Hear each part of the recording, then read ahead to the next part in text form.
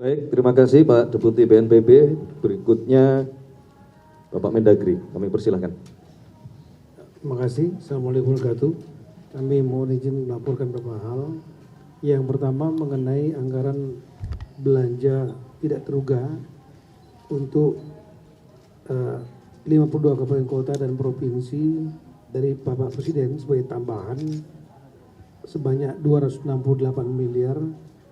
Kami cek sudah diterima semua oleh 3 provinsi masing-masing 20 miliar, kabupaten kota 4 miliar, 52 kabupaten kota, dan sudah digunakan sesuai arahan yang sudah kami sampaikan, diantaranya untuk kepentingan perorangan-perorangan.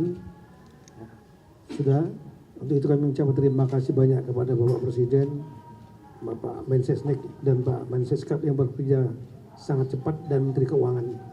Kemudian dari daerah-daerah juga langsung mengirimkan sejumlah dukungan anggaran, ada juga berupa barang. Terima kasih banyak ini kepada Kalimantan Timur 7,5 miliar, kemudian dari Jawa Barat juga sudah memberikan sebanyak 7 miliar, kemudian dari Sulawesi Utara 1,5 miliar, Kalimantan Utara 1 miliar, Sulawesi Selatan 4 miliar, Jawa Tengah 1,3 miliar, Jawa Timur Bu Kofifa langsung turun 5 miliar, kemudian NTT 1,5 miliar, Sumatera Selatan senilai barang senilai 2,6 miliar, Banten 3 miliar, Kalteng 3 miliar, Sulawesi Barat 1 miliar, kemudian DKI 3 miliar langsung ke kota Lok Sumawe dan kebutuhan-kebutuhan lain dalam bentuk barang, Maluku Utara 2 miliar, Bengkulu 4,3 miliar, dan Gorontalo 1 miliar.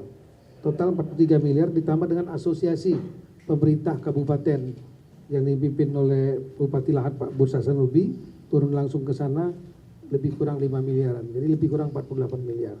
Kemudian kami juga dari Kemendagri membentuk 9 tim dari Dukcapil ke 3 provinsi mulai 10 Desember kemarin untuk mempercepat layanan pengurusan dokumen-dokumen Dukcapil seperti akte kelahiran, KTP yang hilang dan lain-lain tanpa memungut bayaran sudah diturunkan. Kemudian untuk besok ada rencana dari 3 menteri, yaitu Pak Amar Sirait, Mendagri, dan Menteri Hukum yang akan melaksanakan groundbreaking inisiasi dari Bapak Menteri PKB Pak Amar Sirait. Ini dukungan dari beberapa yayasan, yaitu hunian tetap. Hunian tetap kami sudah mengecek untuk bersama-sama, kami sudah rapat lebih dari 10 hari mengenai lokasi-lokasinya. Jadi 2.600 unit ini tanpa BBN, Aceh 1.000 unit, Sumut 1.000 unit, dan Sumbar 600 unit. Besok hari Minggu kami ulangi akan ada groundbreaking di Kota Sibolga, Tapanuli Tengah, dan Tapanuli Selatan. Kita akan turun langsung sana. Kemudian selanjutnya saya juga mengucapkan terima kasih kepada Menteri Keuangan, khususnya Dirjen Bea Cukai, serta Kementerian Perdagangan yang telah mempercepat untuk mengeluarkan pakaian dari kawasan ekonomi yang untuk kepentingan bencana. Totalnya tahap pertama lah 106.000 untuk Aceh, nanti hari Senin akan diserahkan, dan kemudian ada 100.000 yang gelombang keduanya untuk Sumut, Sumbar, dan Aceh. Yang terakhir ini kami sampaikan adalah mengenai masalah kantor desa yang rusak. Itu ada, ini penting untuk pemerintahan. Total semuanya ada yang rusak ringan 360 di Aceh, Sumut maupun Sumbar, tapi ada juga yang rusak berat yang 25. Khusus yang rusak ringan ini akan kita lihat kemampuan daerah apakah mampu. Kalau tidak mampu kita akan ambil alih, dan untuk yang rusak berat nanti kami akan ajukan kepada Menteri PU. Kami mengucapkan terima kasih banyak dalam kesempatan ini atas kekompakan semua Pemda dan beserta unsur Forkompinda serta semua pihak yang telah bergerak sehingga bekerja dengan sangat cepat, dan kita lihat sudah banyak hasilnya. Terima kasih. Baik, terima kasih Bapak Mendagri. Saya rasa semuanya sudah menyampaikan update dan perkembangan. Barangkali kalau ada yang mau ditanyakan dari teman-teman media kami persilahkan. Karena ini hari Jumat mungkin cukup 3 orang ya. Singkat, padat.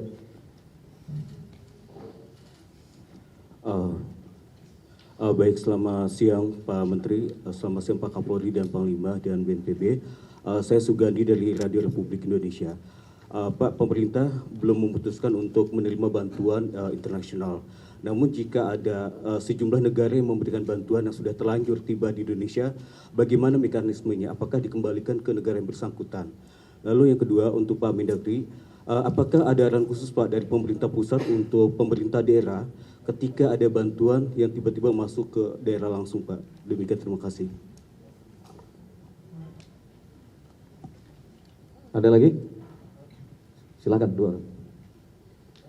Siang, Bapak-Bapak sekalian, Tifal dari Kompas TV mau mengonfirmasi juga soal fenomena pengibaran bendera putih di beberapa daerah, terutama di Aceh Tamiang dan Biren, dengan alasan bantuan masih belum merata dan belum mendapatkan bantuan prioritas, terutama pangan dan juga air bersih begitu.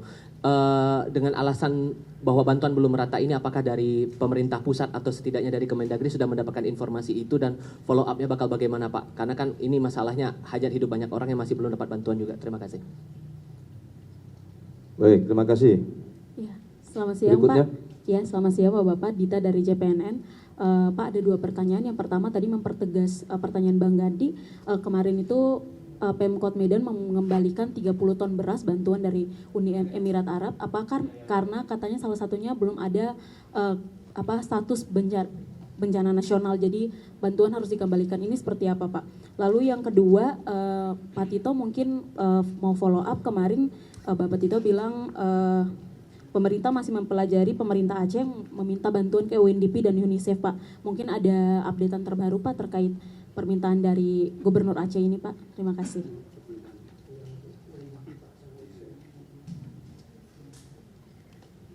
Baik, cukup ya? Pak, izin dong Pak, satu lagi Pak. Hah? Izin tanya lagi Pak. Ya, cukup 1. Izin Pak, Agnes dari Berita 1, izin mau tanya mengenai pemanfaatan kayu gelonggongan banjir dari pemerintah ini kedepannya akan seperti apa dalam hal pembersihan dan pemanfaatan, karena kan saat ini banyak beredar masyarakat sudah mulai mau memanfaatkan, tapi juga banyak statement dari para pejabat bahwa tidak boleh sembarang digunakan. Dari pemerintah sendiri kedepannya akan seperti apa dalam pembersihan ini Pak? Kemudian untuk skema pembayaran dari hunian tetap yang dibangun oleh pemerintah, ini sepenuhnya ditanggung pemerintah seterusnya, atau mungkin nanti ke depannya ketika sudah mulai pulih, sekian persen akan ditanggung oleh masyarakat, atau bagaimana sih Pak untuk hunian tetap pembayarannya begitu? Makasih. Baik. Berkenan Pak Menko, Pak Mendagri untuk menjawab pertanyaan.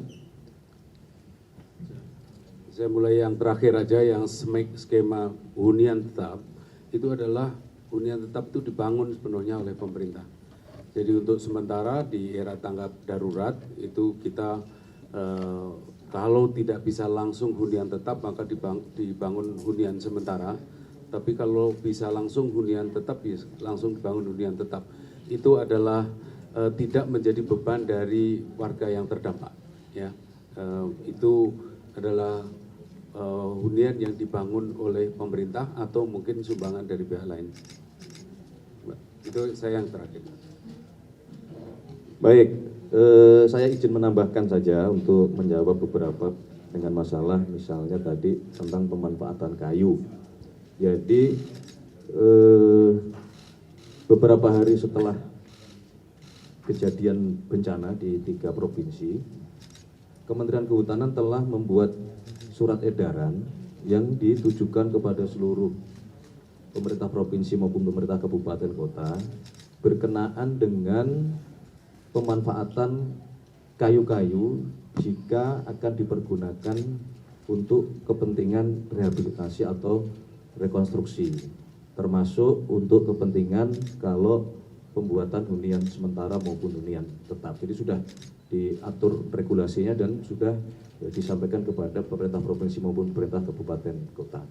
Jadi kalau masyarakat ingin memanfaatkan tentunya dikoordinasikan dengan pemerintahan terkait di setiap jenjangnya. itu yang berkenaan dengan masalah kayu ya. Kemudian Pak Mendagri ada berkenan menjawab tentang bantuan-bantuan Pak Mendagri? Ya, makasih. Yang pertama mengenai tadi, mohon maaf, mengenai pengibaran bendera putih ya. Jadi adalah menurut kami adalah wujud aspirasi warga dalam menghadapi situasi bencana yang dialami. Kami mendengar, pemerintah mendengar, memahami berbagai kritik, masukan dan sikap masyarakat terhadap upaya pemerintah Indonesia dalam penanganan bencana di Sumatera. Dengan segala kerendahan hati kami minta maaf ya, bila ada kekurangan yang ada. Memang kendala yang dihadapi cukup besar karena medan yang cukup berat ya. Namun sebagai pemerintah Indonesia, kami berkewajiban untuk terus bekerja, mengatasi berbagai kendala, memperbaiki kinerja, dan secepatnya memenuhi kebutuhan darurat saudara-saudara kita di Aceh, Sumatera Utara, dan Sumatera Barat. Uluran tangan dari warga masyarakat telah banyak bantu upaya tanggap darurat di Sumatera. Untuk itu kami mengucapkan terima kasih kepada semua pihak yang telah tulus membantu masyarakat Indonesia atas urunan tangan dan usaha gotong royong yang dilakukan. Kita terus bersama-sama dalam bingkai soliditas kebangsaan dan kemanusiaan untuk segera memulihkan. Kemudian yang kedua berkaitan dengan surat tadi disampaikan oleh Gubernur Aceh, kami sudah mengecek yang UNDP dan UNICEF, sudah berkomunikasi dengan pemerintah Aceh bahwa surat itu sudah kami baca ya, dan juga ada tembusannya ke Kemendagri. Surat itu ditandatangan barcode, jadi tanda tangan elektronik ya. Dan Pak Gubernur Pak Muhammad Zakir Manaf ini menyatakan melalui media bahwa beliau tidak mengetahui itu. Jadi staf yang menyampaikan surat tersebut ya, kami cek sepertinya Sekda yang mengirim karena adanya tawaran. Dan kemudian kami sudah mengecek juga langsung ke UNDP dan UNICEF ya, apa kira-kira bentuk bantuan yang akan dapat diberikan dengan adanya surat dari pemerintahan Aceh. Nah, yang paling mungkin kalau tidak diterapkan dalam status bencana nasional adalah counseling, terutama untuk anak-anak dan wanita. Nah ini yang sedang kita bicarakan dalam bentuk counseling yang bentuknya seperti apa, sebanyak apa, sebesar apa, itu yang akan kita pertimbangkan. Tapi itu kira-kira komunikasi sudah kami lakukan baik dengan pemerintahan Aceh maupun dengan UNDP dan UNICEF. Kemudian berkaitan dengan tadi ada bantuan dari United Arab Emirates, kami langsung berhubungan dengan Duta Besar United Arab Emirates yang menyampaikan kepada kami tadi malam bahwa yang diberikan itulah bantuan 30 ton berasal bukan dari pemerintahan United Arab Emirates, tapi dari Red Crescent, jadi bulan sabit merah ya, semacam PMI itu, bulan sabit merah di United Arab Emirates. Jadi non-government organization. Berasnya sudah dikirim, saat itu akan diserahkan kepada wali kota Medan, Pak Riko. Namun kemudian Pak Riko menyampaikan belum ada kejelasan mengenai mekanisme penerimaan dari internasional. Dipikir oleh Pak Wali Kota inilah dari pemerintah, government to government, yang belum ada mekanismenya.